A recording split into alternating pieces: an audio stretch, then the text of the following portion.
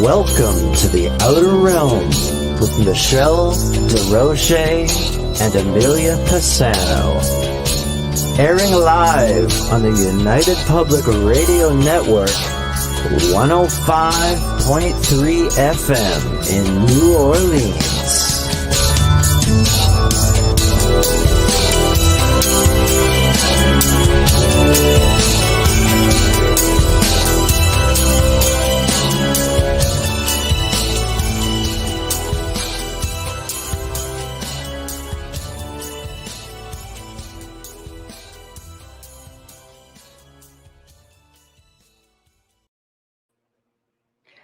Good evening, everyone. Welcome to the Thursday night segment of The Outer Realm. We're broadcasting live on the United Public Radio Network, UFO Paranormal Radio Network, 105.3 and 107.7 FM. We're fully sponsored by the amazing people over at Folgers Coffee who have been a part of our journey for the last few years. Thank you, Folgers. We couldn't do it without you. Also, big thank you to Justice Snicker, a.k.a. Dr. Snick, the Sonic Surgeon, for his contribution of his music and his voice and his time for the intro that you just heard. He is an award-winning composer of Halloween, horror, sci-fi, and dark wave electronic music, which can be found on all of your favorite streaming platforms. Also, thank you, Steve McGinnis, the artist behind the banners and logos here at the show. Check him out on Facebook and Instagram. Also specializes in the horror genre and does unbelievable commission pieces. So tonight, tonight we don't really welcome anybody but ourselves and you, our chat room, actually. I know, right? I know. It's odd. It's open mic night, and I know. So a lot of people have been waiting for this. I'm just emailing myself something that I need for this evening. So yeah, I've been waiting for this too.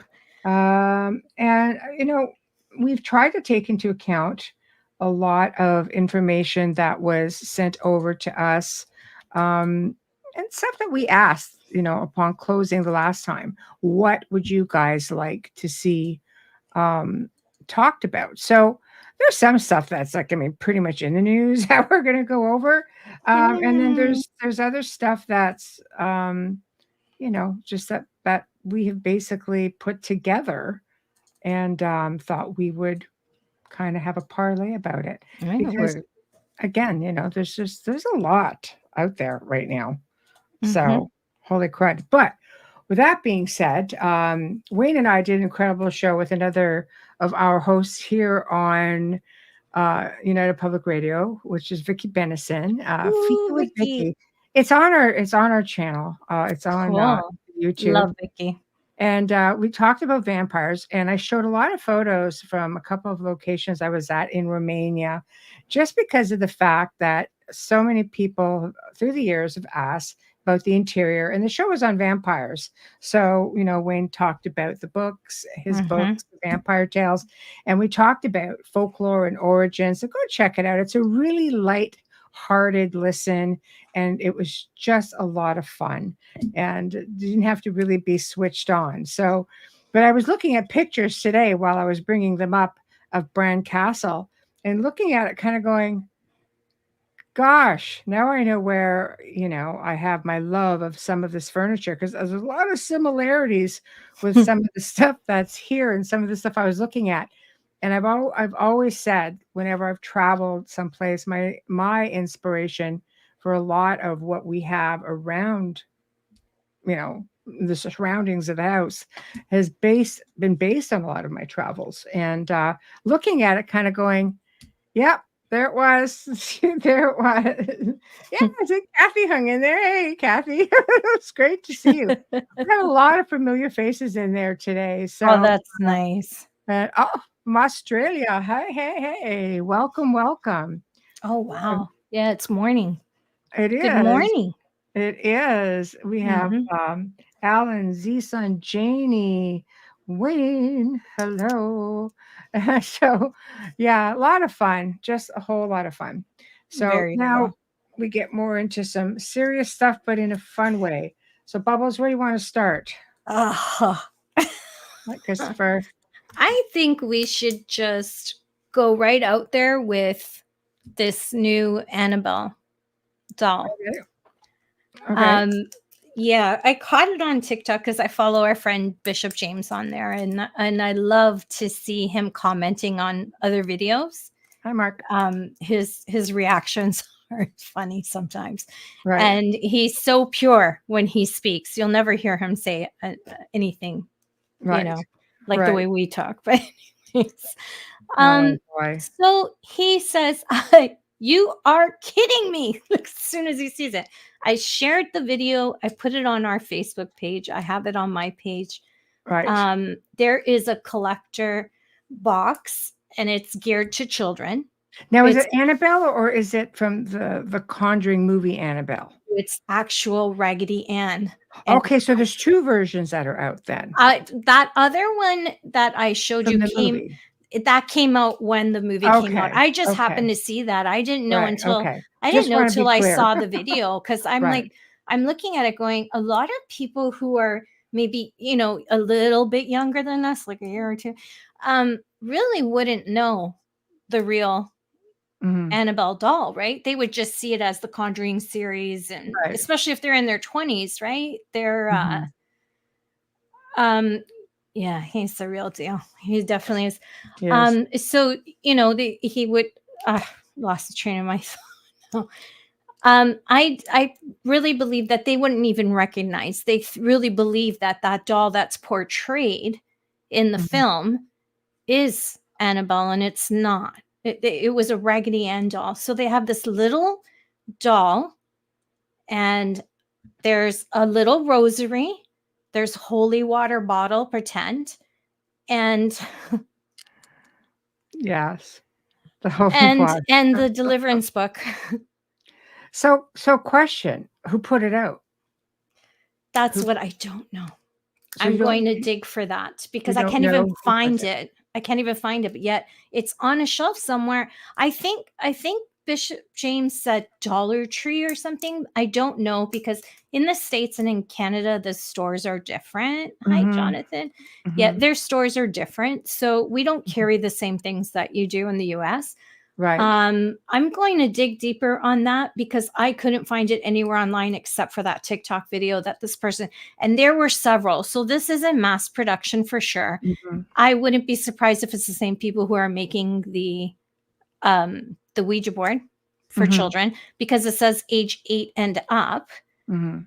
And yes, Kathy, the Mhm. one with Bishop James. Mhm. Yeah, are you kidding me? He was so upset. And he said, and you wonder why that possession is on the rise. Mhm. You wonder why demons are on the rise, because they're being given these dolls to do. They think it's playtime, just like they did with the Ouija board a long time ago. And I feel that there's something more to this than promoting a film, because it doesn't say anything on it.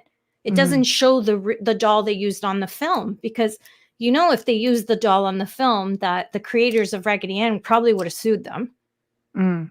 right? There's Yes. branding and everything, so they probably would have sued them. Well, I would imagine that, Lorraine Warren's family, Tony and Judy Spira could sue them if they really wanted to, if they're not behind it, which I haven't seen No, I'm anything come saying up that they were mass producing this. I'm So, saying if the producer had put Raggedy Ann doll in the mhm. film rather than that porcelain doll, the film series would have been sued. They would have been sued. Oh, because of Raggedy Ann is Yes, definitely yeah, a that's what I franchise mean. thing. Right, I don't think they right. can. I don't think that the Sparrows Yeah, can right, sue them for right. making this. If anything, you have to have it branded, and who's going to brand a haunted object? I don't Be know. careful now. Be careful now. I'm just going to leave that Uh, part there. Be careful yeah, now, because there is a right, consequence to everything. right, right. I find this horrendous. I was I wasn't laughing at all when I saw this. My heart fell into my stomach. All the reactions on my posts have been wow, like the Mhm. emojis, they've all Mhm. been in shock. Don't be so shocked. Not too long ago, they started this with Ouija boards. Now, who better to bring in create an invitation than a child? Mm. Vulnerable, naive child. I've seen adults do it. Never mind. No, I know, but I'm saying to gear this to Mm. children and using the real Raggedy Ann doll, that's going to sell it. So I wonder, okay, maybe I'm starting to sound like a conspiracy theorist because I think I'm on X too much, but I did get blocked. Anyways, I wonder if something darker is behind this. Well, we live in different times. Exorcisms are on the rise. Now we have a Mm. different, since Vatican II, you've been able to, anyone who is deemed capable by the Vatican can administer deliverance and do this exorcism until they can get to them because there are so many. Mhm. So, Mhm.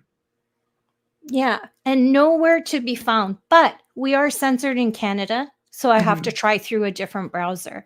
But I did try. I dug, and all I could find was that video. Mhm.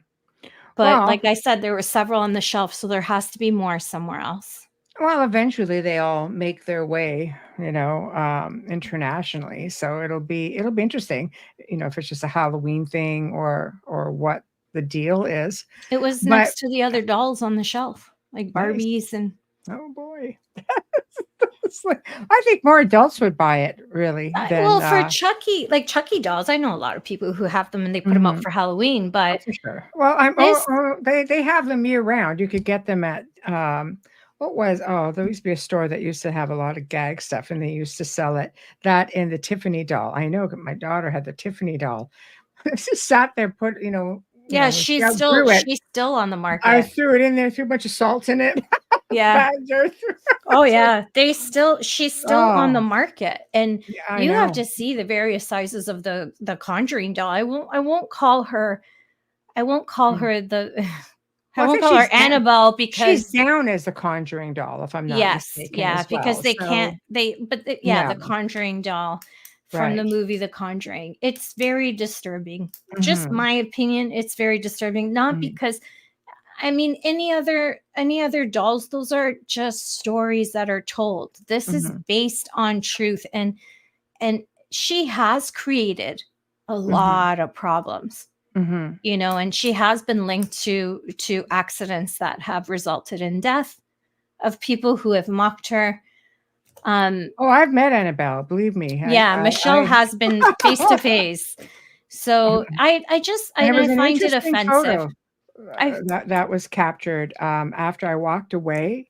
Someone, or I think it was Wayne, caught a picture, and the eyes looked like they shifted towards me, Yeah. and I remember showing it to Tony, and he goes, "It's only happened one other time." He goes, "Did you get a picture?" I said, "Yeah," and showed him the picture. He had a few choice words, Oh yeah. but it was just like, "Oh, wow, Well, she okay." knew she could communicate with you, right? I Oh, she was communicating just fine. I'm like, "No, no, I can't do that at all," but, yeah. it I was an just interesting little parlay, yeah, I'm just I don't understand why I can't find who the manufacturer of that doll is. Mm, So if any of gotta be up there you somewhere. You in the buy it, US have a take a minute, picture of the box. Yeah. hit hit the I even tried to zoom in, I couldn't read it. Mm, Hit your browser if you're not in Canada mhm, and search that and let me know because we're censored here. So everything I mhm, put in doesn't always come out and I get very few things back. All I got back was the TikTok video. I just know it's not just one doll. You could see it's mass produced. It's very high quality. It's not cheap or anything.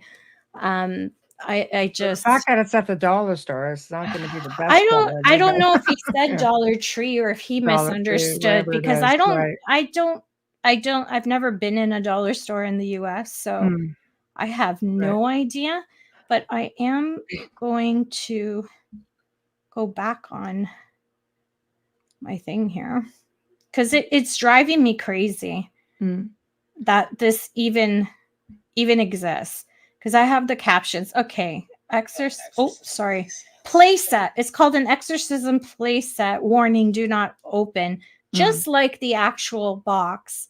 But I think Catholics are going to have a fit, because it's mini Annabelle, because there comes with a rosary. I mean, if we put prayer beads in there, you know who's going to be up in arms. The dollar store and the Dollar Tree are different stores in the US. Thanks, Ellen. Yeah, it's because it's only got Bishop James's activity is on the rise, and now you can be a junior demonologist. Wowzers. So they're encouraging that, but every time you put in mini Annabelle doll, you'll get the other conjuring doll set. Like, okay, well, yeah, you always get the other one. Like, it doesn't come up at all. It's driving me crazy. It doesn't come up at all. Not at all. Got to be out there. We have a lot. It has to be. It's on a store shelf. So feel free to take some pictures. Send us some info if you have it. Just email it on over so we can put Amelia's quest to rest. And right. Next, I want to talk about what the hell is going on with the Conjuring House, and I don't want to mention any names because I don't want to be tagging anybody. You don't want to be tagged by her either. That's what I'm talking about. So apparently, there's a lot in the news. People are just like, what the heck has gone on with the new owner of the Conjuring House? Has she lost her mind? I know Jason Haw, who I can say from Ghost Hunters, almost had to, he did have to seek out legal counsel because she was harassing him and texting him. And hundreds of times. Yeah, it got really, really, really crazy. And I mean, I think she was sued, or she's being sued due to lies, allegedly. I have not been following this. I won't lie. I have not been following it. I saw something come up, and I just kind of went, you know what? I'm going to write this down, and it's something that we can talk about with all of you guys tonight. You can check it out, do your own homework on it.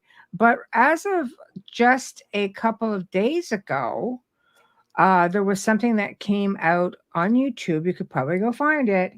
And it's titled Conjuring House Owner Blames Spirits After She is Sued. Now, I don't ever rule out spirits by any means, because I think if you are in a house, apparently the last owners were awesome with the house. However, let's explore this for a moment.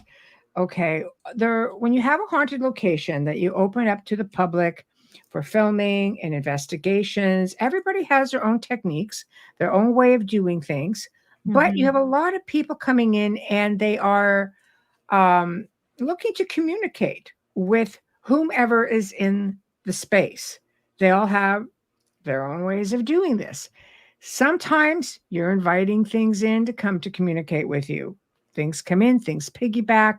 You're using spirit boards. And I always say, in the hands of kids, I don't agree that they should be sold to kids at all. But I believe a lot of it has to do with mindset, because you don't need a Ouija board to do any sort of Ouija board activity. You don't have to do it. In fact, you could use a phone app. You could use a camera, a voice recorder, anything. If you are putting that intention out, you're going to get it 9 times out of 10 if there's something there. So with that being said, is it possible that something has attached to this lady? Is it possible that she's being influenced by beings within the home, the space? What causes somebody to just go? But if she had an attachment, she wouldn't know. Most of the time, not. That's why I find it a little weird that unless somebody gave her the idea. I don't know her. I know that Zach Bagans is chiming in on it. There is a video with him. I haven't seen it. Mm. I've only read what Jason has posted because he's been open about it. He's done interviews on the news and he's also been open about it. I mean, he is a well-respected paranormal researcher and investigator. This comes to slander and libel right now, and she's harassing his family. But it did start that his daughter was there, and it started with story, and I don't know the whole story there, so I'm not going to speak. You can find it on his Facebook account. He actually posts it. I think apparently the Facebook for the Conjuring House is down. It's gone. I believe it. Yeah. You know, funny that Facebook Meta takes that down, but will not show my stats on child trafficking, but that's another thing. Anyways, I believe that Jason's intention was not to bring light to who she is for anyone else, but to like us people, but for people who have worked with her or maybe incurring the same issues with her, you know, similar to what Jason and his family have gone through. So I believe that's why he was so vocal about it and so open about it, was to protect anyone else who's going through it, to say, listen, it's not, you know, like we're going through this too. And I'm sure more people will come out because that's not an isolated incident. I just think he got the brunt of it because he was probably the last one there. You know, it's definitely in the news. It is right in your face in the news. So it will be interesting. Like MSN news, not just ours. Yeah. I know. Jason Allen is from Ghost Hunters. You might remember the TV show Ghost Hunters and Ghost Hunters International, because he's asking. So that's who he is, Jason Haas. He changed the name after he split with them. Yeah, but then I think he went back to it. Actually, I think it's on now currently. Oh yeah. Yeah. So I don't watch the shows, so I don't know. I actually don't watch paranormal television, believe it or not. I'll watch a documentary, but not television. I do, however, like watching Jack Osborne with the Ghost Brothers when they go over different clips of incidents at different famous places, because it is hilarious. They're really funny together. Right. Just put that out there. Sorry, I'm just looking for something else. Hold on. It's really frustrating me that I can't Google that that darn doll. Okay. So I'm going to put something else up. Okay. All right. All right. So next we're going to talk about, I'm actually going to share this up too with you guys. Oh my gosh. Thanks, Christopher. I don't want the doll. I just want to know where it was made. Sorry. Okay. But thank you for that generous offer. The Poltergeist house, I guess I was going to say, is up for sale. But I guess the Poltergeist house has found a buyer, even though the price is still a mystery. This article is courtesy of the Los Angeles Times, just so we tag them and give them the credit. Like the house they used to film? Yes. Okay. Yes, there it is. There it is. The famous Poltergeist house central location in the classic Tobe Hooper directed horror film has found a buyer less than 3 weeks after it was placed on the market. Did Bagans buy this too? I don't know, because there's a lot of conspiracy stuff that follows the whole Poltergeist movie. A lot of stuff movie. happened there. You know, there's a lot. I think we talked about it on another show. Yeah. But the listing price was $1,174,999, so 1.75 essentially. The final negotiated price is unknown. Of course it is. Right. So I that's guess a celebrity purchase. Yeah, might be. A celebrity purchase. So that is that. So did we ever find out what Bagans paid for the Demon House? I do not know what he paid for the Demon House. Oh, I'm just curious if that was ever out there, because that would be a conspiracy to link him to the Poltergeist house. Well, yeah, I mean, you know, I don't think there's been any reports of it being haunted, but there was definitely issues with it during filming. A lot of people dying and so on. Janie says her husband has been there. It's like, oh, hi Heidi. So Yeah, they're not. Janie's husband, why would your husband be at the poltergeist? I was curious. Very, very cool. I just sent you the ad on Messenger. Okay, hold on. Yeah, I Let, would let me never let me swim in go that grab pool. it. Let me go grab it. Thank you, Kathy. Thank you, thank you, thank you. Oh, Okay, wow, hold after on. 45 years. I'm gonna email this to myself here. 1 second. And then I can put it up for you guys. Hold on. Hold on. There we go. Send it. All right, let's wait for it to arrive. Thank you. Thank That you. would make one heck of a Halloween party. Just saying. Okay, here we go. Here we are. Oh, she's not cheap, this thing. Hold on. Oh, she's up there. You found her? Kathy's just sent it, so we're gonna put Kathy, it up you're the right now. best. You're the best, Kathy. Here we go. Here it is. Bam. Boom. Here we go. Oh, I can't see anything. American? Yeah, Canadian. Pre-order the $100 Annabelle Canadian. exorcism kit. Etsy. Oh, somebody's selling it privately. Mm-hmm. Who is behind this? Now, Etsy's I got don't privacy know. laws, so this is going to be a tough one. Does it say who the seller is? I don't know. They've just found it. Just has 20 views. Yeah, designed by the occult collector. Yeah, that's just And someone now who you sells could be stuff. junior demonologist. This is a pre-order, allow 30 days for delivery. Each doll is vintage and color differences are to be expected. So they're using they're vintage older dolls. Raggedy Ann could come after them. Yeah.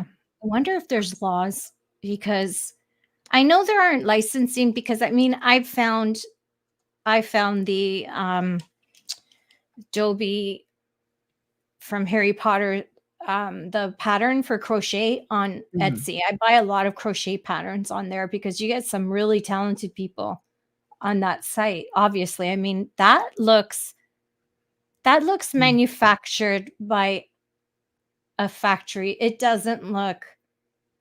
Well, it doesn't. Yeah, you've Where do got you the buy all these boxes, so dolls? I don't know. It's not hard to print out something, I guess, and and you have these little things, but it is interesting, and he does state that the dolls are vintage and will all look different. They're not all going to look the same. So, But are they authentic? How do we know?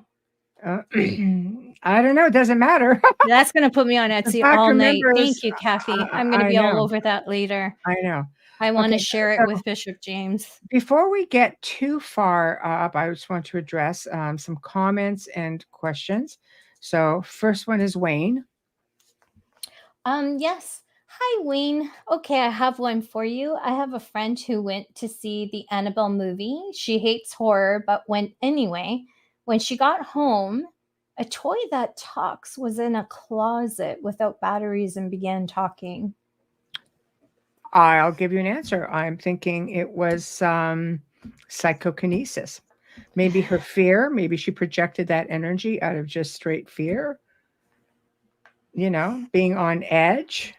Or maybe she had a loved one who was just messing with her because she was scared. I have loved ones on the other side that would do that. Okay, Christopher James, another. Sorry. Here we go. Hi, Christopher, and thank you for that generous offer. I still like the fact that the Ouija board is around, because I had a good experience myself, Amelia. Well, I'm glad you had a good experience. A lot of people do. Yeah, A lot of people do. it's not the board, it's how you use it, right? Okay. Alan? Alan says, in Poltergeist, didn't they use real skeletons in that pool scene and it freaked the actors out? I don't know. They sure did. I was really young. Oh, sorry. No, they sure did. So I was really small when that movie came out. I think I watched it later in life, but No, I they sure hated did. the remake. And please, if you're listening, Hollywood, stop with the remakes on the horror films. Hi, Jeannie. This is for the poltergeist house. I said, why was your husband at the poltergeist house? This is the answer. Oh, he was there. He is an engineer, and Marwin Well, lives next door to that house. there we go. There we go. Oh, So wow. Hi, Dolly. I Yeah. know. So I don't know, man. I think it's awesome. I love Wow. it.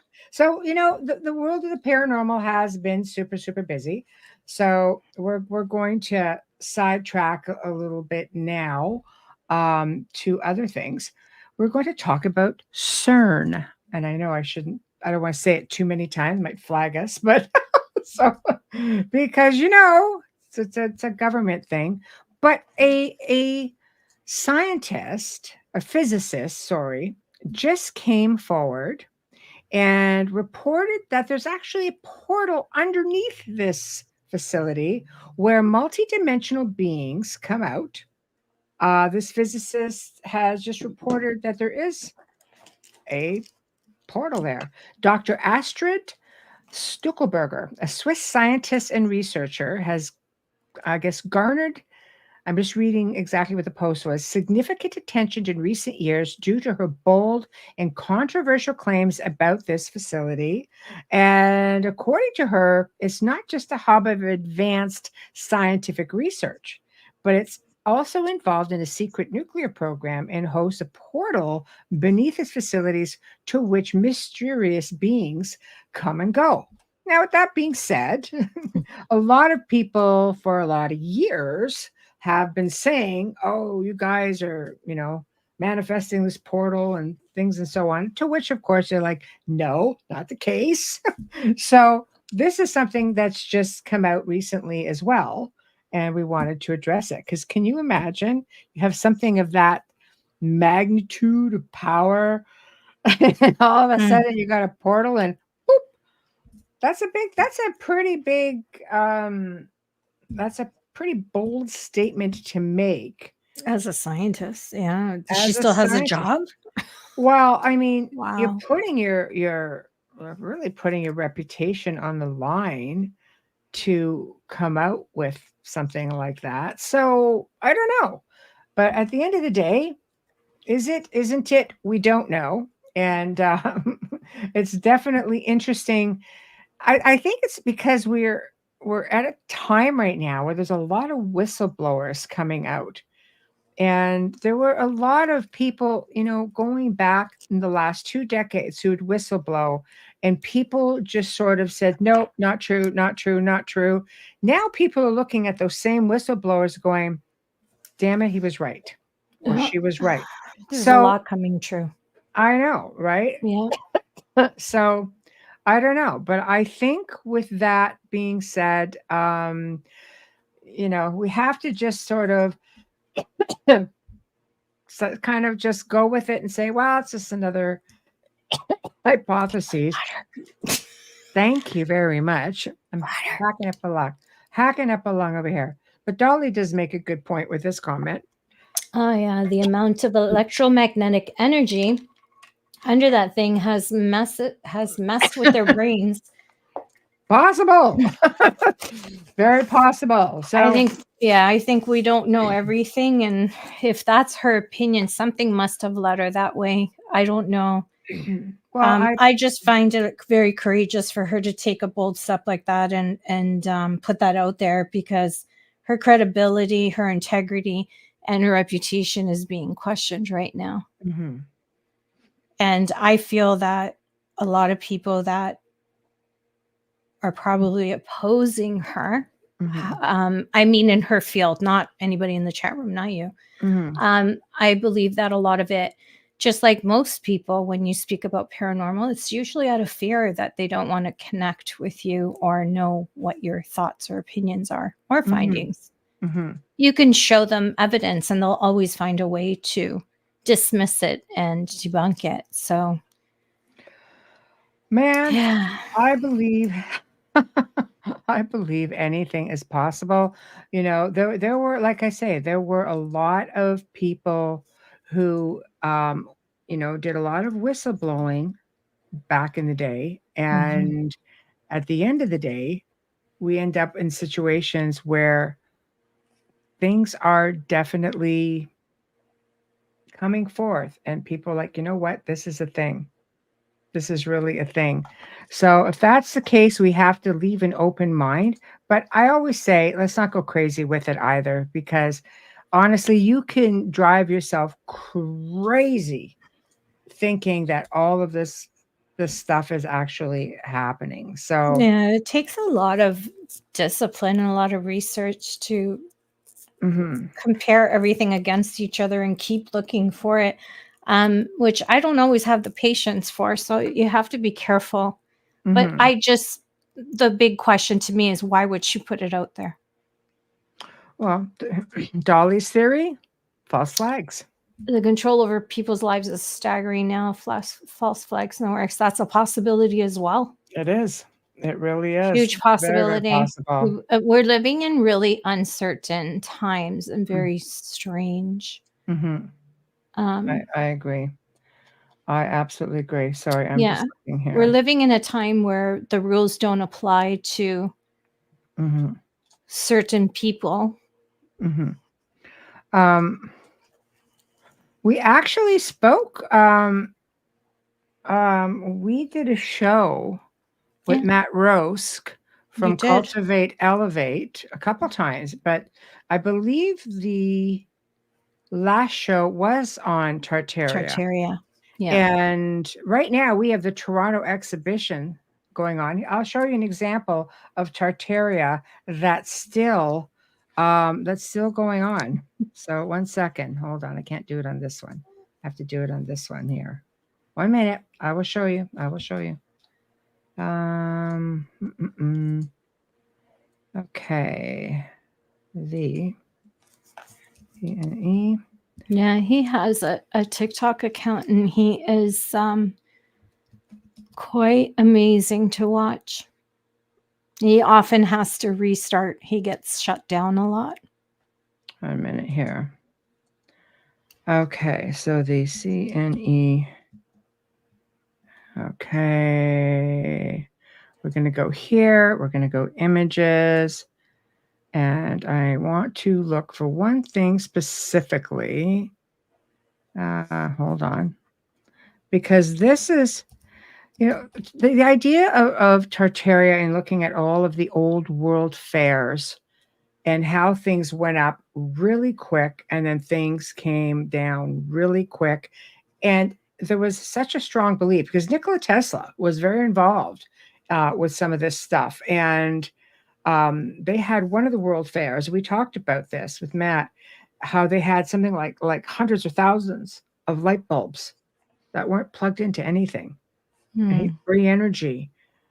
And That's a no-no. it gets crazy. It gets crazy, Yeah. right? Like, so this is a whole lot involved with that. And I was actually thinking that we'll do a show on it at some point again, but in more detail.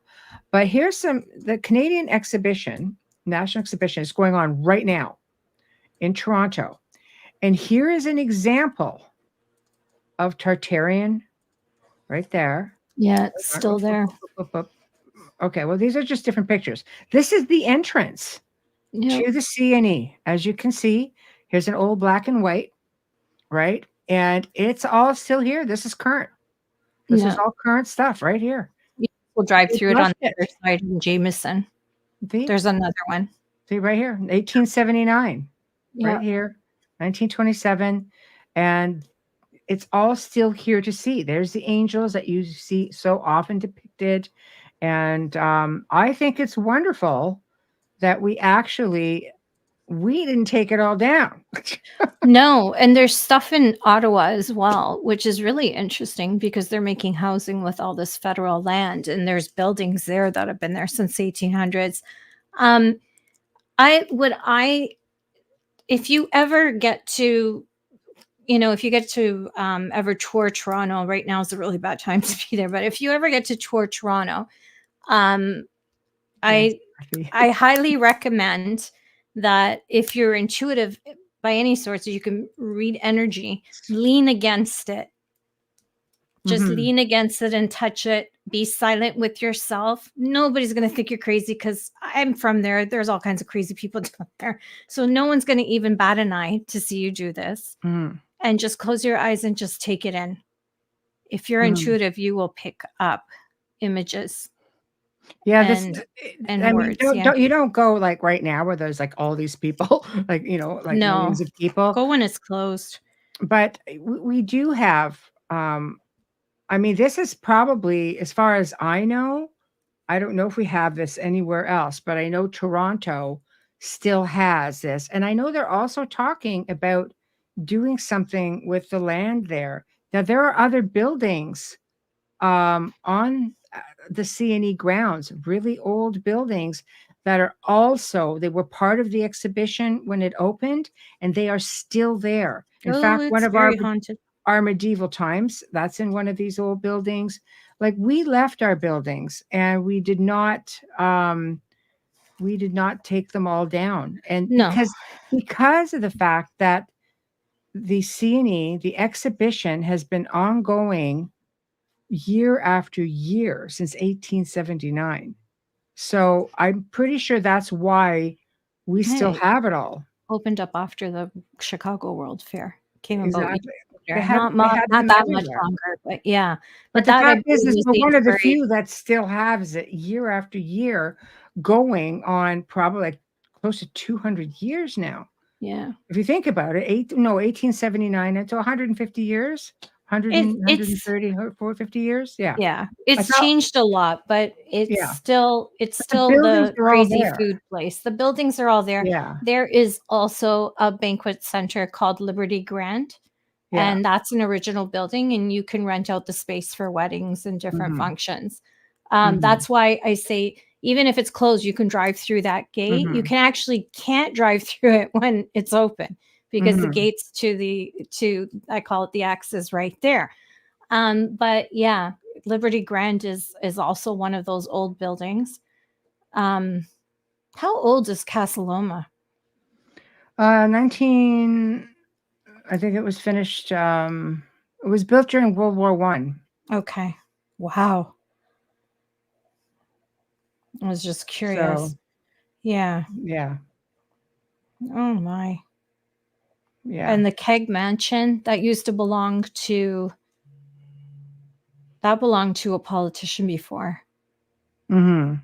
I can't remember who it was. Well, a politician, it belonged to Henry Pellet, who There wasn't we not a go. politician. No, Henry Pellet. That's right. Sir Henry Yeah. Pellet. Yeah. That's right. Yeah. I Yeah. was thinking McLean. I got it all wrong. Okay. Yeah. Yeah. I I love the buildings from Torture. I think they're so beautiful, Mhm. and it's really sad. I know Boston is also the same way. I've mentioned it before, where you have to keep the facade. You can only renovate the interior. You can't actually take the face of the building or the home off. They won't allow it in the city to keep that heritage. Right. That goes back a long time. Well, I love the fact that it's still there, and I'm glad we got to touch on it a little bit. And I Yeah. do want to do a more in-depth show on Tartaria that goes back to the ancient origins of Tartarians and so on and so Yeah. forth, because there is so much, honestly, Find guys. different There is so continents. much, for Yeah. sure, for sure. I would Okay. imagine in Europe they still have many. They don't take anything down there. Well, I think a lot of the whole conspiracy of everything is having it on this side of the world, because it's all linked to so many of the world fairs, which is, primarily here for the most part. Okay, so I'm going to talk about next. This was a request when we left off one of the last shows. We said, "Hey, what do you guys want to talk about?" The Grand Canyon was one. So, the Hi, Grand Heidi. Canyon and its Egypt connections. Mm. Okay, so we've got a couple, a few things on the list here, so we'll try to go through. So, um, oh, it gets funny with the Grand Canyon, and I can say, what I can say is this on it, that there was a discovery made And I know that in 1909, the Arizona Gazette released an article saying that ancient Egyptian artifacts were held within a cave in the Grand Canyon, and that it was discovered by an explorer, G.E. Kincaid, and that there was evidence of all of this. And of course, back in the day, it wasn't uncommon for a lot of these small newspapers or the newspaper of the day to really get involved, whether it was a hoax or not. They would just feed the frenzy. So a lot of people kind of went nowadays, people are saying, this is all a hoax. This is all a hoax. But yeah, sorry. We can get back to the other we can bounce back and forth when we're, I guess, Yeah. done with everything, no problem. But so essentially, this is what I think Brad Olson was telling us when he was on the show one time, and we were talking about the Grand Canyon. So all of this right now is being slammed as being, no, it's a hoax. It's a hoax. There is no evidence because we're not allowed near it. Now let's ask ourselves, why are we not allowed near it? Because it is under the control of the U.S. military. Mm-hmm. So, and why? That's what I would say. But why? I mean, I can understand if it's it's for your safety. You're not really allowed to go anywhere you want in the Grand Canyon for the most part, but you are allowed to go, to a whole lot of different places within the Grand Canyon. Some people have taken drones and have kind of come up really close to said entrance, and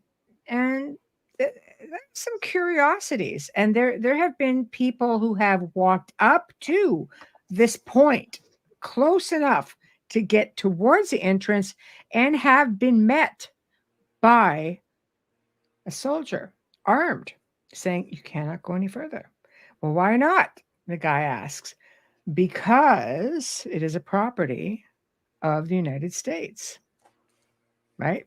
I was just pointing to that. So NASA why is in charge why of I it? want to know? Because there are secrets there. Otherwise, why They're everywhere. They're everywhere, I tell you. I know. But no, tell me I'm wrong. Tell me I'm wrong, people. This is what we sound like when we're together. Yes. Tell me I'm wrong. So,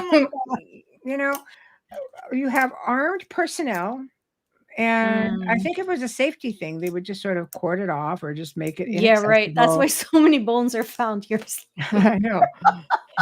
But, when you were met, it's kind of like going to Area 51 and being met by armed people. It's like security saying, no, you can't go there. And if NASA's in charge of it, why is NASA in charge of it? What is in there that is so important or monumental with information? I could tell you, we know that ancient Egyptians have made their way over. A lot of people don't realize that the Celts were in Egypt and that a good part of Scotland was Egyptian. Thank you to a daughter of a pharaoh who died there, who was named by her people, and they went by the name of Scotia. And they found her tomb fully loaded, whole 9 yards. Do you know what I'm saying? Like, we know there was a crisscross because we know the Celts and the Jews. We know they made it to the New World. We know that, they came into South America. All kinds of people came into South America. The Vikings came into South America. We had the Spaniards, the Portuguese, Templars. It's all there long before Columbus and made their way up because they have found remnants of Aztec and Mayan civilizations as far as the northern part of the United States. Mm-hmm. So I'm sorry, man. They were all traveling everywhere. I don't think they were as limited. We don't give a lot of credit to the ancient people. No, because they're not as limited as we think they were. In fact, I think a lot of them are a heck of a lot more advanced than we are, or that we are at least allowed to know. Mm-hmm. I think it's really important to read those books before they're taken off the shelves if they haven't already been. If you have an elder who knows their history or someone like Michelle who really knows their history, listen. Because in order to understand what's going on now and what will happen, you really do need to know about the past, which is why these things are kind of, here's another conspiracy theory. But, maybe that's why we're seeing these books fly off the shelves. You know, things change, and then out of sight, out of mind, right? They Mhm. proved that smoking cigarettes, when you put the cover on them, it was proven statistically there was less people smoking. But Mhm. is that the same with our books, with our literature? Mm. Nothing like a good hard book. If you don't think you're going to read it now, you may very well When I read saw it the down the road. list that was floating around the US, when I saw that list, I bought every book on there that I didn't already own, Mm. because we don't have them. They're not removed from our shelves in Mhm. Canada. So you can still get these books. But Mhm. I saw the list that was going around for the school boards, and I just went and tick, tick, tick, tick, tick. I've got those. I need to order all of these. Mhm. And I got them. If you Mhm. can find them hardcover and you can find them from antique bookshops, even better, because then you know there's no Mandela effect. There's no Mm. interruption of a story or a change. Mm. There's none of that to be concerned about. Mm. So, Um, ooh, you get me going on that one. You this want me? this this comment here, Chris Allen, um, they put them in the ocean. The Smithsonian dumped tons of bones of giants Why though? into the ocean. Well, wow. Well, Why? don't tell me storage, because the Vatican has 54 miles of storage. So don't tell me it's storage, because we all know there's underground all kinds of stuff. Well, So did they for because sure? they destroyed them. They put them in the ocean. They didn't. There's this stuff. It's like trying to suppress. Is it trying to suppress our history? I don't know. I mean, we're Maybe they were conditioned trying to to learn certain eliminate a things, race. but after a while, the Earth gives up her secrets, right? So do we You know have for you have an sure? ice age that goes through and wipes out a whole bunch of Yeah, stuff. and now You've you've got got dino bones in the wow, Royal or Ontario giant Museum. bones, or who knows? But I Eggs. mean, this stuff happens. It does. It Yes. happens. We So have the mammoth.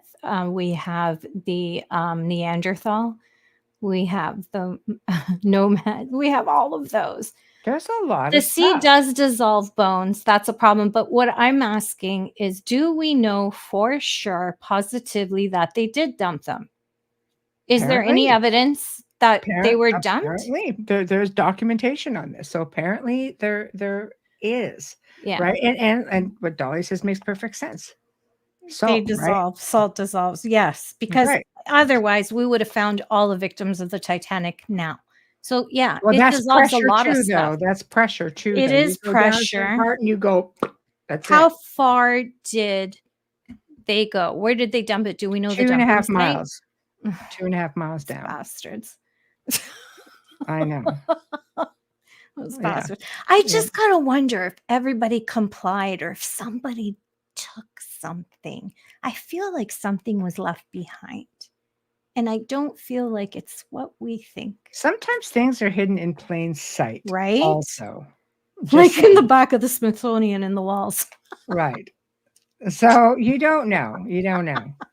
But okay, so we're You we're do, or over you stop that. looking for them. That's a good point. We're over that. So Yeah. okay, next, really hot off the presses. Everybody's talking about Luis Elizondo, and his newly released book, Imminent. Okay, and this is a really big deal because he's the former. Is it the form? I'm going to read to you right now. It's on the #1 New York Times bestseller, USA Today bestseller, Sunday Times bestseller.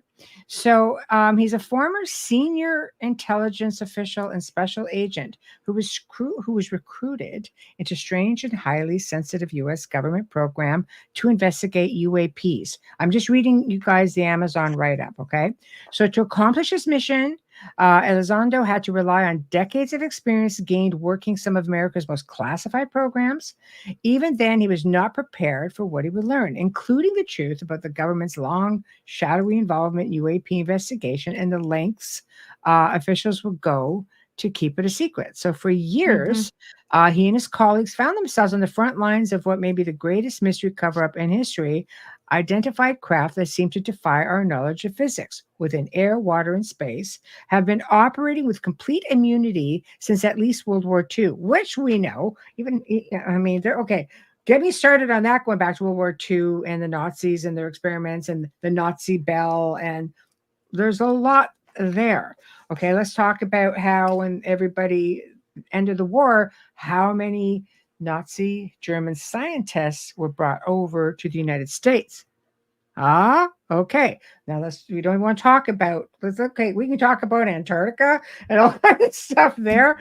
Holy crud. There's so much. It's a whole show in itself. So anyway, getting back to this.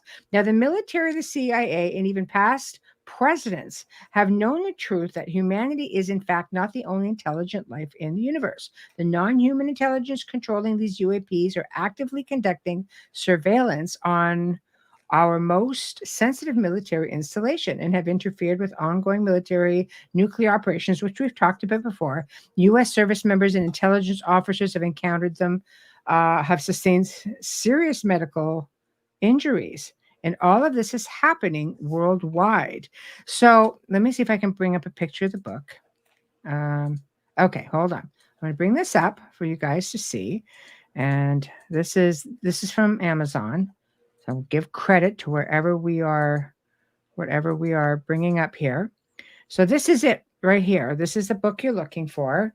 And right now he is like totally all over the place with stuff, right? And hold on right here. Gray's Design Nordics to imminent threats. I don't know. Do you think? Really? I don't know. See, like this is something. That's why it's called Right. Paranormal. Yeah, she's saying false flag. Again, anything's possible, but this guy made it on the #1 bestseller. So whatever the case may be, he's off to a good start. He's on a lot of the big platforms. He's very well respected in his field as well. It's a lot harder to take out whistleblowers nowadays. There's cameras everywhere. So it's not like they would try to kill him. He must have been telling the truth. Right? Yeah. It's a big deal, right? So I mean, yeah, false flag. If that's the case, they definitely are going to make sure I don't know, but it gets put out everywhere. I don't know. I don't know. See, and I wonder. I mean, I respect your opinion, Dolly, on false flag, and yeah, it's highly possible. But I also wonder if they just want you to think that, and he is real. So I think you have to purchase the book and read it and figure it out for yourself. I don't want to look at everything that comes at me in plain sight, hidden in plain sight, and dismiss it by accident, you know, or because I don't want to. I don't know. I have to disagree. No. I have to read the book to understand what my opinion is and how I feel about it intuitively as well. I just think that sometimes things are right in our face and we're so conditioned to believe that it's all BS and people are just trying to write a book or just trying to make a buck. I mean, we could say that about anybody who's penned a book. So I think it's important to really open up to him.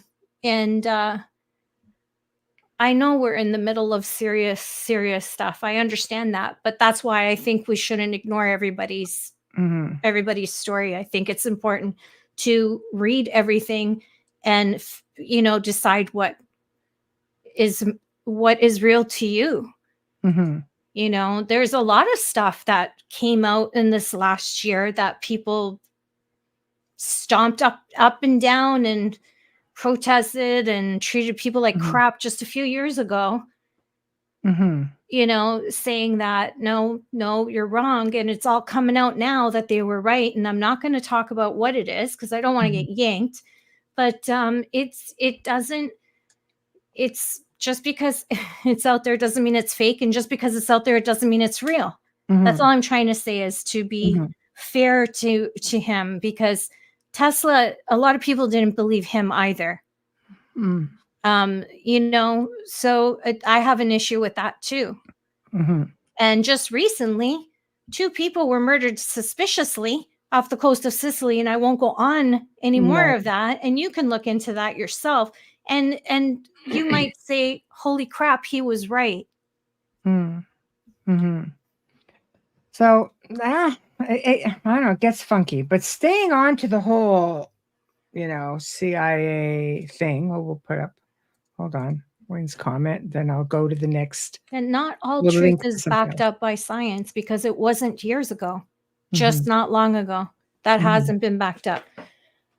Anyways, Wayne says the way government works, especially the military side of government, if they didn't want that info out there, it would be removed one way or another. But if Mhm. the narrative suits the government, it's allowed. I believe that as well. It's a double-edged sword. It is. You know what I mean? Absolutely. So it really is.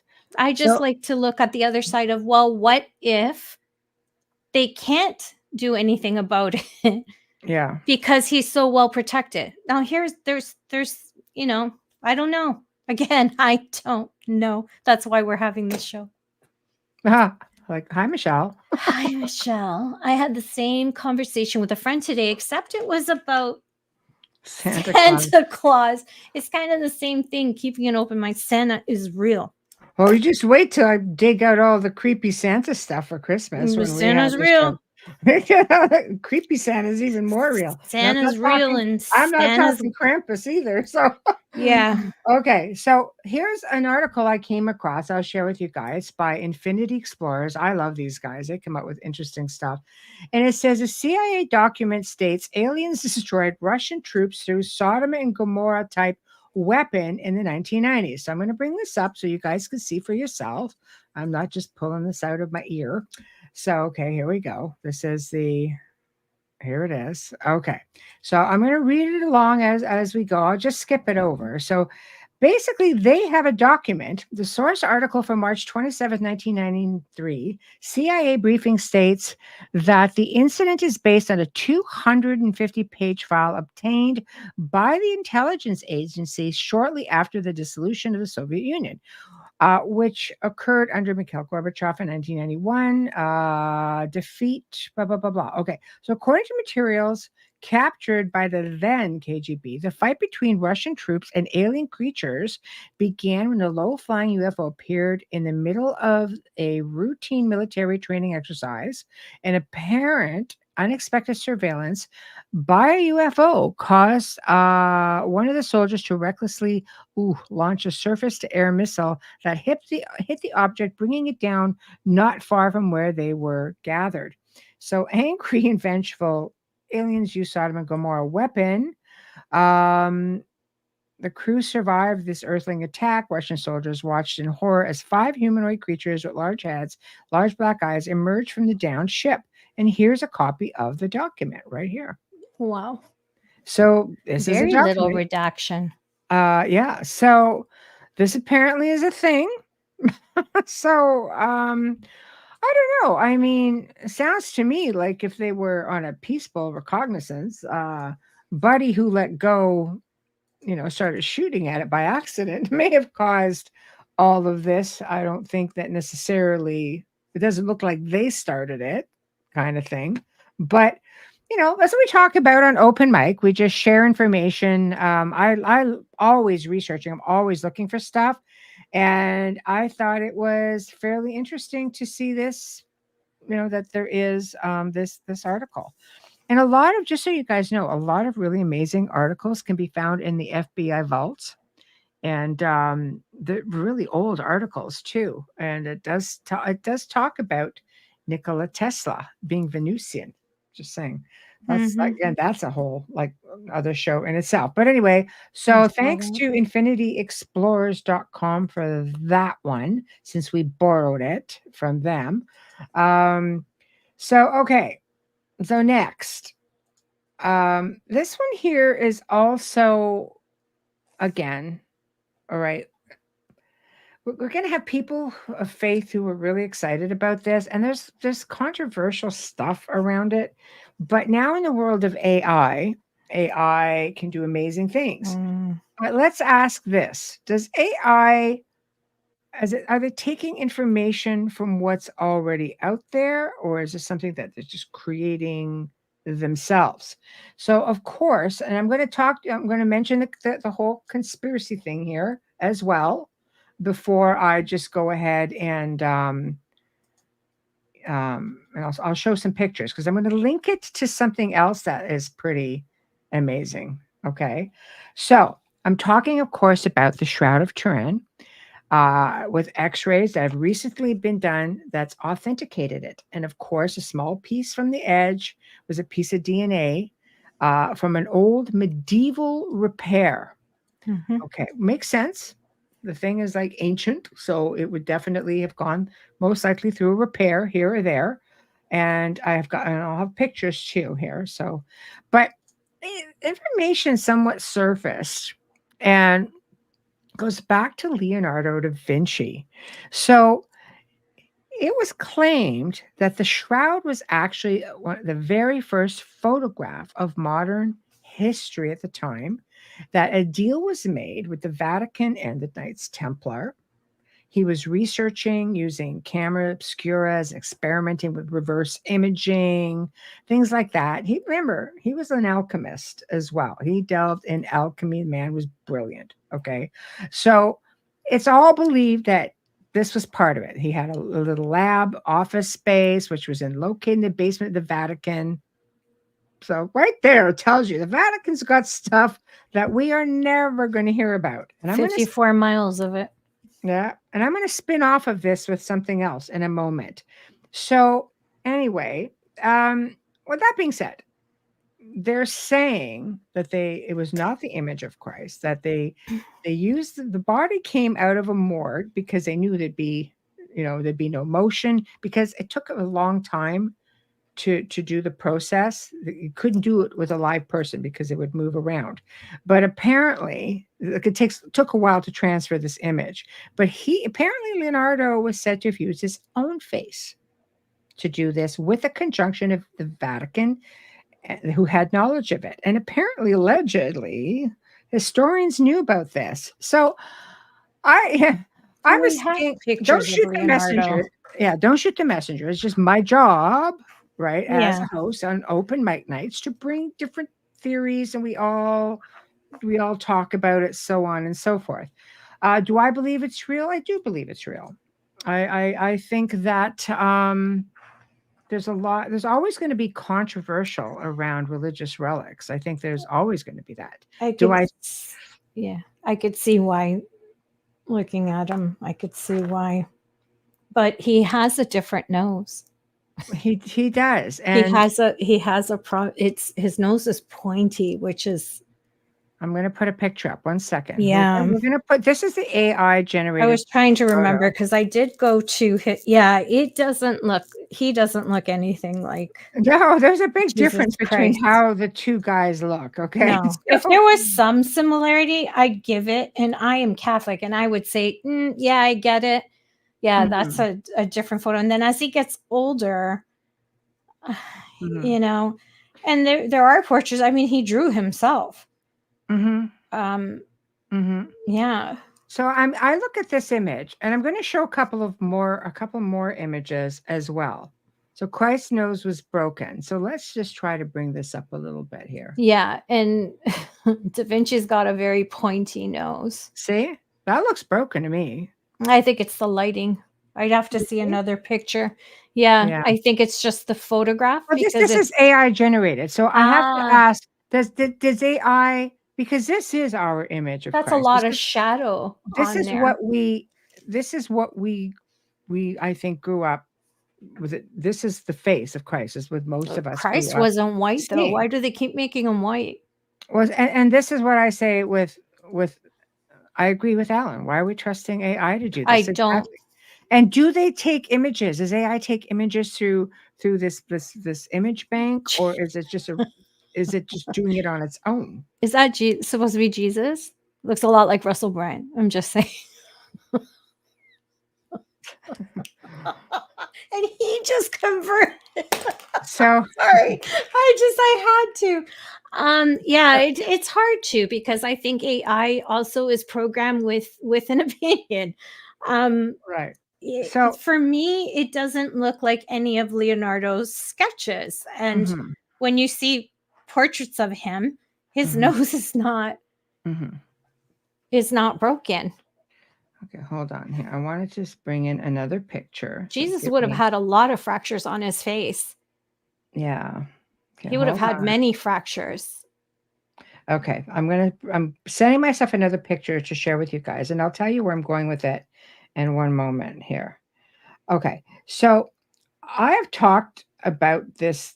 Um, I've talked about this on other shows, and I want to make mention of it here because I think just because there's images and talking about stuff that the Vatican knew about. Okay. So I'm going to talk about a device called the chronovisor. Now, this is something that scientists who were affiliated with the Vatican designed back in the 80s, not so long ago. Okay. And it was a technology that was shared, only very few people knew about it. Okay. So there's not a lot of information on this thing, but essentially the idea was okay, like the scientists were called Ernetti, I believe it was Ernetti. I can't remember who the other one was. But I'll read you the article. Ernetti also claimed to have seen the Roman poet with this device. It could go back into the past, and in the future, it could, it's believed that because it could go in the past, that they could alter the future. And there's actually an organization out called Guardians of the Looking Glass that are out.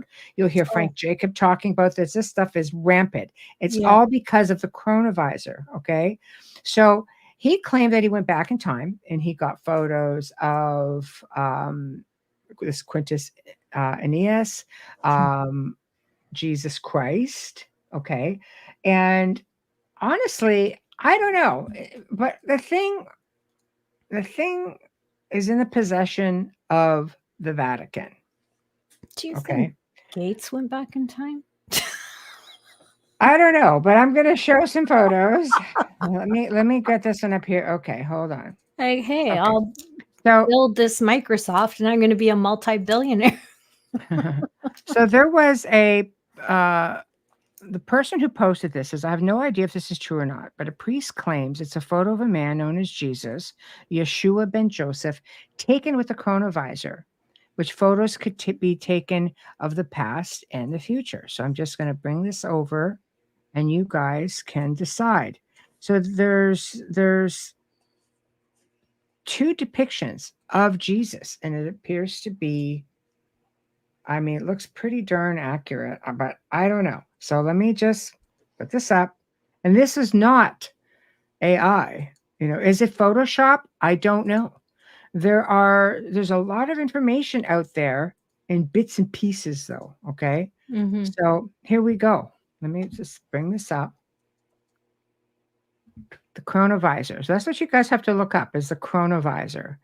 So I don't know. No. I mean, this looks like a young Jesus, and it sure looks similar to the face that we just saw. Well, if he is, I mean, if Jesus isn't just a prophet and past and a future, carpenter, yeah, it would be very simple for him. So I don't know. And this I mean, is, he's all being, all one, right? With whatever source, or you call it God, or you call it source, or the universe. yeah. Why wouldn't he be able to go back and forth in time? It's his. Yep. So I know Yeah. the guy's as white as the driven snow. So this Wouldn't he look this different though? Wouldn't he use a different look? Yeah. I'm just saying, this is just a very interesting thing to me because there's a really big movement based on this device because apparently it's not overly hard to make because it was recreated. But it's just a matter of, I'm bringing it up because of the fact that there is the whole thing going on about all of this. AI needs to step back. I'm not big. I know. I'm not big on AI at all. It scares the crap out of me, and I don't frighten easily, believe me. But that scares the crap out of me. I think it scares the crap out of us. Sorry. No, I say if this is the image of Jesus on the shroud, it's very compelling. If it is, right? So we have a lot of faithful people out there going, "This is it. This is it," and this is the depiction of what we're used to, what we all grew up seeing him as. So it's technology can be amazing. I just wish. I mean, this is with an X-ray that was done that showed this is valid. So I don't know. Is that? Wow. Wow. Can you hear me? Yeah, I can hear you. You're just frozen. I was going to say, yes, I am But we can frozen. hear you. Okay, good. Yeah. Oh, maybe I'll come back. Say hi. Don't. Oh, that sounded so great. Don't say it like that. We don't want her gone. Ah, there she is. She's back. She's back. She'll come back. She can't leave me here. She cannot leave me here. There you. Okay, you good. Your voice is on. Just the camera we don't have. Well, hold on. I'm just going to actually leave and come back. Okay, so Musk on online on X, he has stated that he has some fear with AI as well, and he wants to make it better. He's looking into it. Yay! Magic. I was just saying to everyone that on X, Musk has stated that AI is very dangerous and that we should fear it, and he's trying to develop a way to, I guess, almost not censor it, but make a safe place. But then can we believe him too? See, there's a lot of I don't knows in this episode of Open Mic. Stephen Hawking said the same thing. Yeah, well, he doesn't want us communicating with anything. No. Musk is very worried. Yes, Dolly, very worried. He posts constantly. And it's hard for me because I do see him as a very compassionate human being who really does stand by his word because he believes in free speech, and he has fought countries to give their people free speech, and he doesn't care. Put laws on it. Yes. But again, we go back to the powers that be that don't follow any laws. So yeah, it's tough. I believe that AI in the hands of the wrong person is going to be the end of this planet. Those are just my thoughts. And on that thought, what we're going to do is sponsor and station ID. Yeah, I use Grok, David. Thank you. Yes. Oh, it's already that time? You're kidding me. Oh my goodness. It's just so much fun. Well, everybody, you're listening to The Outer Realm with Michelle Desrochers and Amelia Pisano, coming to you live from the beautiful city of New Orleans on 107.7 FM, as well as on the Gulf Coast on 105.3 FM radio. We're live on Roku TV, Rumble, YouTube, X, and sometimes X, and Facebook group pages. Listen to us on Alexa Prime and approximately 250 streaming platforms. Don't tell me you can't find us. Our guest tonight is us and you. It's open mic night. Highly, highly, highly. It's always requested. Everybody loves the show. We love the show. We love being able to interact with you. And now, of course, for the giant gratitude moment, which is just, and we are so proud.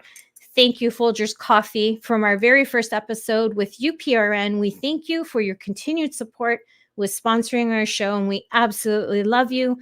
Our banner and promo media is courtesy of Steve McGinnis. He's a horror illustrator and an artist, but he also creates custom commissioned pieces. And you can find him on Facebook. Thank you so much, Steve. Our intro and outro is courtesy of Dr. Snick, the Sonic Surgeon, aka Justin Snicker, award-winning musician and composer. Sorry, and vocalist. I lost my scroll here. You can find his music on Amazon and Bandcamp. Stream on any platform. Find Dr. Snick on Facebook and Instagram. Thank you, Justin. Lastly, my loves, are you watching this episode right now? Please give us a like, subscribe, smash that notifications button so you never miss a show. Kindly share us with your friends and family. Help us grow on social media so we can continue bringing you the best in their fields. Thank you. And remember, whenever, for those who do follow, whenever we do a pre-recorded segment, which we have to do during the day, because we interview people from all over the world, different time zones. I usually will set the show up so it is live only on the Outer Realm YouTube channel. After that, it's a recording that goes live later on in our normal time frame for the show. But if you want to participate, if it's a show that you think you might be interested in and a guest you may want to interact with, then you could come in during the day and you could interact the same way as you would in the evening, because there is no interaction. There is no chat room at night. There's only the chat rooms, of course, during the recording, at which point you're going to usually communicate with myself because I try to be in there to hang with you guys. But it's just a little bit of a perk that we give for anybody who does subscribe and follow the channel. So, and we thank you for that, by the way. And we do answer, all of the comments and such. So if you have questions and so on, and if we can't answer it, we will put you in touch with the guest directly. So there we have it. So that's been pretty much a lot of the news that's gone on. So now this is the part of the show where you guys in the chat room can ask questions, or you want to talk about something specific, just put it out there and we will talk with you. We will answer whatever questions that we can. We will interact, find information, so on and so forth. So who's first? Who's first? I think I saw a comment up here earlier. Hold on. Where did that go? Hold on. Where'd it go? Okay. Here's one we can address. Christopher. 9 p.m., 12 a.m., and 3 a.m. is the time when most activity going on paranormally is happening. Let's explore why that might be. I think they call it the witching hour, which is usually can be anywhere from 12 to 5, peaking at about 3. I think the world is quiet. We're probably in bed, or we're probably in relaxed mode. Our subconscious is wide open. Our mind is wide open. I think it's very possible that maybe that's why we might be more aware. Our perception is like right out there for me anyway, because I truly believe that when a place is haunted, it's haunted 24/7. I mean, Wayne and I had a haunted house that we lived in, and it was active all the time. You could go in there at 1:00 in the afternoon and the door would swing right open for you. But did things happen at night? Well, things were quiet at night, so we could hear walking around. We didn't have all the traffic going on. We didn't have all the air traffic. There's just a lot of stuff that, you don't hear that you would during the day. So we just notice things more. So also, if it's wintertime, things get a lot colder at night. And that just seems to dense up the air a little bit, dry things out. Static energy, right? In the summertime, I've worked with a lot of people through the years who've had things amp up in the summer. And I said, do you have air conditioning on? Because it wasn't so humid, and the static in the air just seemed to be able to help them move around a little bit more. And I'd say, I would always say, indulge me and turn the air off, even for a few hours, or give it a good amount of time, a day even, and see. And as things started to warm up, they felt that the activity lessened. So just a theory. I have a different one, but of course I agree with Michelle, because I learned from the bus. I learned from her. What you will hear from exorcists, priests, and bishops is that demons will often do things in 3s. So whether it's 3 a.m., 3 knocks, 3 scratches, 3 lines, it's a mocking of the Holy Trinity according to the Catholic way of doing So why exorcism. not 3 in the afternoon? But they have done 3 in the afternoon. Mm-hmm. You do have that in the right. It was a lot of 3, 6s, but I'm with Michelle on the sense that when no one's home and you're sitting at home during your day, during the day, and you don't have a television or a radio on, no music, nothing, you just listen. Whatever's happening at night is going to happen during the day. A lot of the experiences that I have, it doesn't matter what time of day. I mean, when Michelle and I have done where we're at location where, the few times that I got to do it with her right before the big C, it was during the day. The worst experience for me when I got locked on the staircase was during the day. It was in the middle of the bloody day. It was bright. So, I mean, that had to be the worst experience I had out of the 3 homes. I was busy. I was booked up. 3 homes, 1 day. Yeah, but that one was, for me, anyways, I was affected the most. Like, not out of all of us. I'm saying that one affected me the most. Sorry. I have to word that differently. The other ones were bad, but this one interrupted me walking up the stairs. Let's just put it that way. But yeah, I believe in the witching hour. I believe that it's called that because, like you said, we're just quieter. Very possible. I look at all different theories. I think as a researcher, you can't take everything at face value. There's a lot of misinformation out there, and there's a lot of good information out there. But you have to explore literally everything and see what you're left with. Next. Dun, dun, dun. Do you think about crop circles, how they are created? We just talked about that, right? With Crop Dan? circles. Oh, Was it boy. Dan? Who was it? Can't remember. No, but obviously, again, I have to maybe seek out somebody who would be, who specializes in working in crops, and I may actually know somebody who does. Can we get Mel Gibson and I know and River Phoenix, or not River, Joaquin Phoenix? Can we get them on the show? Yeah. I would do anything to interview. Well, not anything. Nobody's listening for Joaquin Phoenix. But I'll tell you, do I believe that some of them are man-made? For sure. But I can also state that my own feelings that they are from something out of this world. Is it from too many things have been seen, like crafts have been seen, orbs have been seen. Yes, I know the story of orbs. Anything can be an orb. Dust, pollen, moisture, pet dander. There's a lot of things. But when you've got an orb, a big solid orb, just floating over top of a field, and all of a sudden you're seeing an image show up literally overnight, massive things. Yeah. I don't know. There's something more to it. Could this orb be something extraterrestrial, multidimensional? Possibly. Could it be that there's something that is working with the magnetics under the ground? Possibly. They're all really amazing possibilities, but there's definitely something that is more out of this world. The way they're done is different than what the fraudsters have done with the planchettes.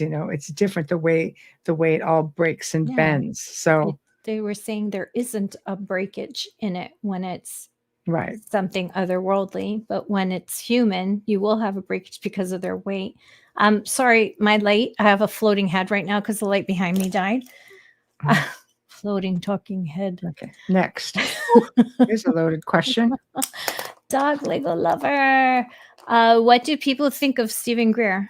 I don't know him personally. I think, I don't know. I've seen some really interesting people come out and whistleblow and talk about what's out there and what we should be looking for. And, their lives have been ruined. And some people believe, a lot of these people have gone on to say, I quit, I won't talk about it. There are other people who have said, They weren't paid They're $50,000. they're being threatened. I don't know. Some people think he may be compromised. Some of these people end up being compromised. They just finally just give it up, But the Stephen who started and the Stephen who's with us now are two really different people. But, I've seen him break down in an interview, just in tears, because I've had death threats. And I mean, the threat is pretty real, He's right? had them since the first document, since he Oh, first yeah. started. Oh, He's yeah. had So them. who wants to Yeah. put themselves through that? It's crazy. But It's tough because he does make a ton of money off of it. That's a hard one for me. I'm sure there's a lot of truth to it, and he does make a lot of sense. But this whole thing of CE5, that you have to be in a group and you have to pay him to have that experience, for me personally, my own opinion, no one else's, I think is BS. I don't think you need him to make that connection. No, I think if you have a telepathic link. I mean, I've never done a CE5. I've just put it out there and there it was. Yeah. I don't believe that you need him to do it or anyone else who promotes that on a hillside. No, I don't know. If you're going for the experience, if you're skittish, I mean, you go through this whole meditation thing, you go out to certain areas. He teaches you how to do it. He's got an app for those who want to do it on their own. All I can say is for myself, I've just put it out there and it happened. Yeah. That's simple, So I don't know. But I mean, for someone who puts himself right out there in the line of fire, there's something to be said for it, because you do take a lot of chances when you put yourself out there. It's not just ET with him. That first documentary was JFK, was Marilyn Monroe, was Ronald Reagan. It was all kinds of different things. So it makes you wonder, did you go with what was most popular from that documentary and continue 2 more?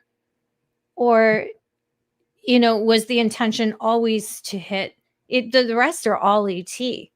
But that first one is so much. And I keep questioning, my criminal mind keeps questioning, not he's a criminal, just the way I think.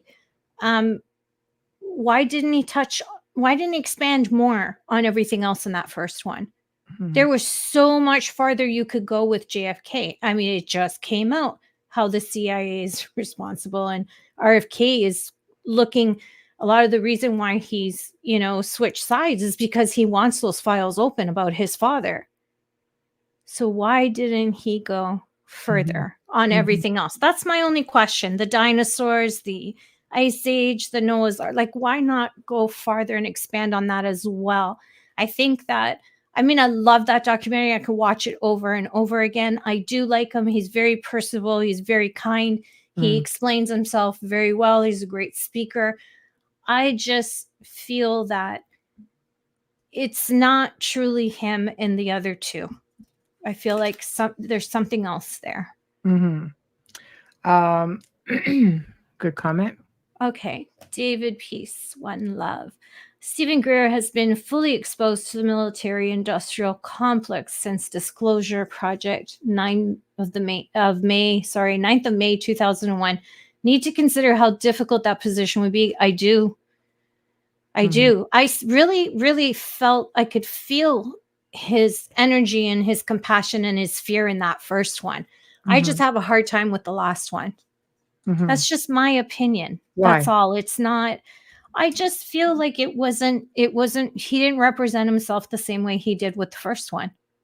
I felt like the first one was more real. Not saying that it's not real, 2 and 3. I'm just saying it's a little more scripted and catered to, actually not in the way he represents. Catered to, I don't know, maybe the audience, maybe somebody else is controlling this project. I believe his intentions are good, and that he started out like every celebrity in a good way, but I just don't know. I don't know him personally. I would have to sit down and talk to him. I can't just make a judgment. I'm just giving a loose opinion that could change at any time. It's not something I'm going to I'm going to stick to, if I had met him or I'd been able to speak to him, I'd be able to really see that. But it's really hard to see people for who they really are. When you film, you have what's called an editor, and you have what's also called no creative control. So I don't know if he was just depicted that way, or if they moved that around, or is that really him? He'd have to answer that question. Okay, next. Michelle Plummer, hello. Do you have any thoughts on Colonel Randy Kramer and his messages for us and his extraordinary life stories? I find him fascinating. Well, I think you'd have to be a big believer in exopolitics. I know that Randy is a colleague of the guests that we've had on. I'm just Leslie Mitchell Clark. Yes, love her. Yeah, she's a doll, and Randy is one of her colleagues, and they've just done a UFO symposium, I believe, last summer in Toronto. So, with that being said, if you believe in the whole exopolitic thing and believe that he was a super soldier, or that he is in this secret space program, I don't know. Oh, Michelle went. I went to it. Oh, perfect. Yeah, excellent. Perfect. Yeah. So I think to myself that it's very, very possible that it all exists. There's a lot of people saying, no, it doesn't. No, it doesn't. But I believe that we're so far behind. Well, not technology. I believe they're 100 years ahead, more ahead than what they're letting us believe, But I mean, I don't know, because I just don't know enough about it. We should just ask him to come on the show and talk about it. Really, it might be the best thing to do, So some people, some people agree with the whole exopolitic things. Other people do not believe with it at all, or believe in it at all. So I don't know. I really don't know at that point. So I can't give an honest answer, unfortunately. Just okay. Okay, so here's another one. David, again, there was another event that occurred in October or November 2013 that was scrubbed from the internet. I think there's a lot of them scrubbed. It was in Washington, D.C., further development of Disclosure Project. Hard to tell when so much is censored. I absolutely agree with you. That's why I can't come to a definitive opinion or comment with him, because again, we're only seeing what they want us to see, or what he wants us to see. And I doubt it's him who has creative control. Remember, those documentaries, as much as they're documentaries, is still somebody producing, somebody directing, somebody who's making money from you watching it. So it's still entertainment. All I could say is this. I think that it's a big world. I think people have been screaming for disclosure for quite a while. In fact, let me just look at this date here, because we have had Stephen Bassett on once before, and he is Mr. Disclosure. He's got the big events that go on, and he is the PRG, which is the, hold on here, let me get this, the upcoming piece, social media. I'm just trying to see full on UAP disclosure, and he has been fighting and been an advocate for this for so long. And it's a Paradigm Research Group. That's what I was looking for. And he's an activist for this sort of thing. And he's going to be on the show, for those of you who are interested, September, and it's going to be the 25th. So he's traveling until then, and is excited to come on. So when we got his email, it was like, yes, Stephen Bassett. So there is a big push for disclosure when it comes to UFOs, UAPs, extraterrestrial life, multidimensional, interdimensional, contact. It's out there. We know it's out there. So I think at this point, it's a matter of what's real, what's not real. Are we dealing with how much misinformation, how many false flags? There's a whole lot there. We have camera phones now. Everybody's got a phone, everybody's got a camera. You can Yeah. capture things, you can get information. I mean, the things listen to you, for God's sake. So, they're listening. The phones are listening as well, right? So I think we just have to maybe we have to put the onus on us. Maybe we're the ones that need to open our minds and just, if it's out there, open ourselves up and say, okay, let's be receptive to it. Let's maybe not fear it, and let's just see what comes of it, because maybe we're missing stuff. Excuse me. Yeah. We And it's want the drying us up. government to disclose, but do we need them to? At the end of the day, if you have your own experience, you've had your experience. So I don't know. Okay. Here's actually a good question. Ellen, why can't we get a good picture of Bigfoot with all this I technology? think they actually are. Yeah, I just believe that the government's held on to them. ISIS had pictures. I'm going to post some pictures. Hold on a second. Let me see if I can find these pictures. If I can find them, I'll post them. And you guys tell me what you think. Now, when Mount St. Helens erupted, there were witnesses who saw, while I'm looking for pictures here, there were witnesses who saw military helicopters flying overhead with what they said and they believed were the bodies of Bigfoot. Okay, so think about how far back that went. And I'm going to just look here real quick because this has happened again recently. Okay, so I'm just going to grab these two, send them to myself so I can put them up here. Okay, and again, I just found these. They just came up in my feed. People will tag me in things to go and have a look, and I'll have a look. Good night, Bill. Thank you Okay. for dropping in. Good night, Bill. Yes, come back. Come back again. Oh, okay. So hold on. All right. I'm going to put this one up, and I'm going to put. Actually, I don't even have to put the second one up because we could just enlarge this. So this is a picture that is currently surfacing or has surfaced. I'm going to put it up, and you guys just tell me what you think. But there are pictures that are definitely surfacing, slowly but surely. Okay. Thoughts? Are we looking at a regular primate? Are we looking at Why is it in an the sky? orangutan, a chimpanzee? Why Well, is it's big, but how far No. away is this thing? Why is it in the sky? Well, they're carrying it off. This is what happened during Mount Oh, St. I Helens. can't see that. See, yeah, there's this like helicopter up here, right? That's hard because of the color. So this is something that has also surfaced. But if you're looking at something from a distance, this could be like a regular primate. This could be a chimpanzee. This could be an orangutan. It's got like similar build. Yeah, it does. It's hard because you can't get the perspective of the size, and you don't know how far off when you're taking the picture from below. If that was military moving one, it would have shot the person underneath. No, exactly. They would have killed that person taking that photo. I like Wayne's comment. It got sent to me. I shared it all. I love it. I think it's important to, There it is. There it is. Wayne's thoughts on Bigfoot.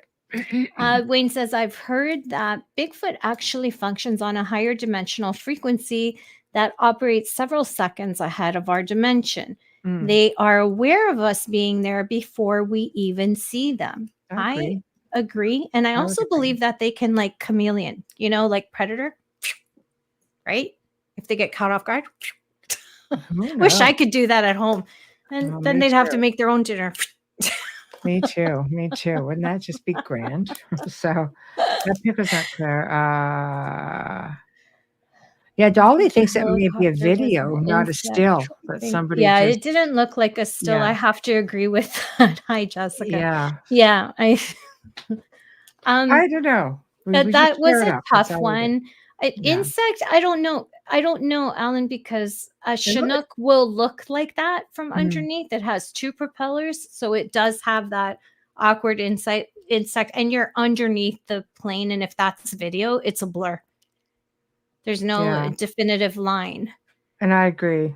I agree with this Yeah. comment. Me too. I'd like to see that as well. I But would like to see more images. I believe that I honestly believe that people who I want to go back to the early 1900s Mhm. when cameras became maybe more towards the 30s, where people more in the family would have a camera, or Mhm.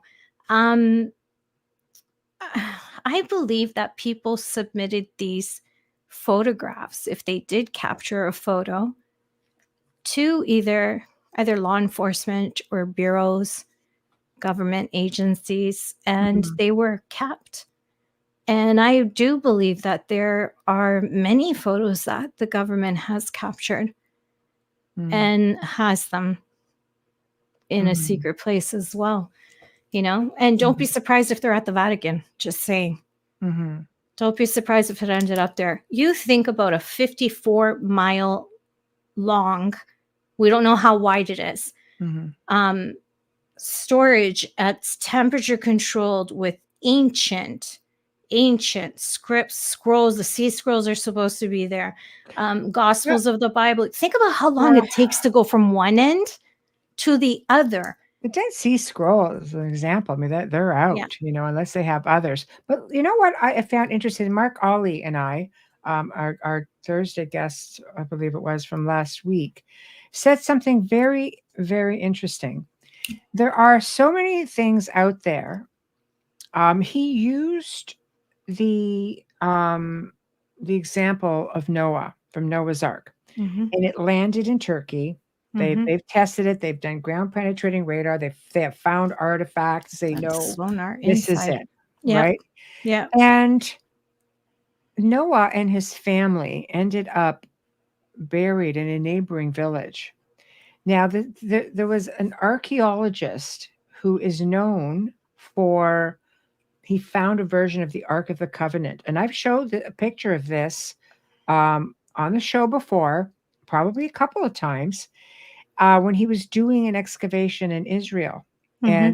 and there's photos of him. You can go see this. This was not like a million years ago. There's black and white photos of this man, and he's underground, and you can see what looks like this ark almost just like on an angle, half buried.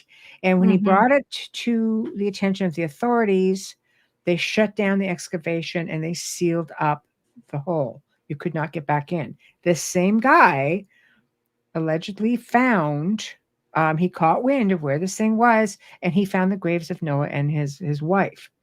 They were ransacked, and Hmm. all the bones disappeared.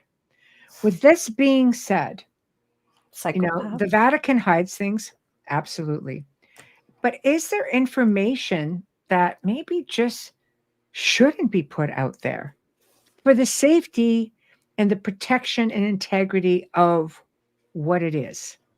Well, I think anytime you're dealing with somebody's corpse, I think it's horrendous is Well, to bones, I mean, I mean, I get the bones because I know there are a lot of bones at the Vatican, and that the Catholic Church does take chips sure. of saints and put them in the churches that are named after them.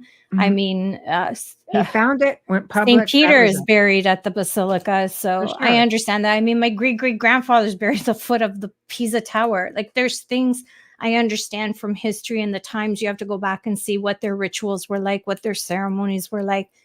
There are many bones in the Vatican, but I think with Noah's Ark, they could go two ways, right? It could go like, no, it's bull, it's not the whole story. Like, there was Mhm. a Noah, there was an ark. I mean, they have proven that they found hairs and they did the DNA on the hairs, and they Oh, have they found found male and female. utensils, bowls, They've everything. done They found everything. lots there. Stuck, Yeah. they drilled a hole, they stuck in Mhm.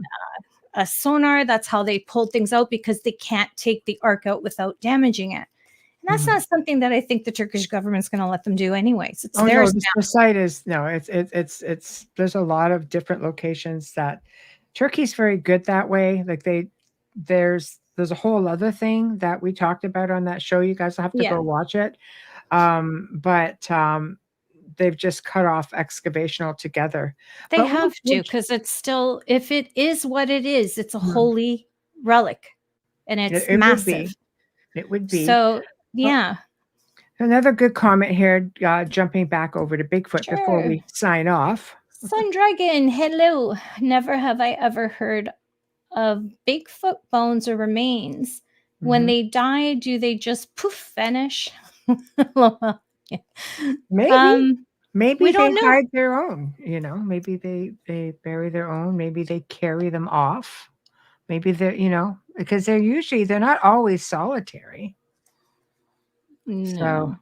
What if Noah was ET and Janae? That's a possibility as no, well. they have it. They have the DNA now for sure. Yeah. It would be curious to see if they've actually tested. Don't you love how they said it was ransacked? It was probably a government They took official. everything. Yeah, they took Yeah. everything once it was discovered. It was just crazy. Well, I think sometimes, you know, we can look at it two ways. We can look at it and say, oh, they don't want us to know the truth. But we could also look at it that we can't handle it and that it would create perhaps wars amongst, you know, different countries, religions, whatever. Like it could be preventative as well. It doesn't mean that they're hiding something from us. It could be protecting us as well. There's two perspectives on that. But we'll never know, because unless you are security clearance level to be under that church for 54 miles, and I don't think any one person has it. I think they have sections, because they're not allowed to talk to each other about it. Not one person can know everything. No? No, I mean in the Vatican, like in that vault. No, for sure. And that vault is a freaking mess. I've seen photographs of it. It doesn't look anything like the movie. That's all I'm saying. And with that said, the movie was so pretty. We are at the end of the show. It goes by so fast, but honestly, it's a hoot hanging out with all of you guys. It's just been a lot of fun. Mind you, our open mic nights are always a lot of fun because we interact with the chat room, and it's not something we often get to do when we have guests on. So thank you guys all for joining us in the chat room with your questions and your comments and your assistance, Kathy. I have fired that off to you in an email, by the way. So you'll have the Annabelle link. Now, Wednesday night. I need that link. I've sent it. Oh, thank you.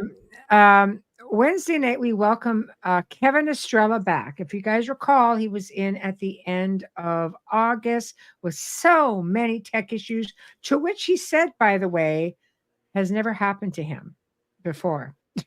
So, but anyway, he's going to be talking about his research and study of extraterrestrials, his calling, how it led him down this incredible journey of discovery, and his UFO and ET experiences.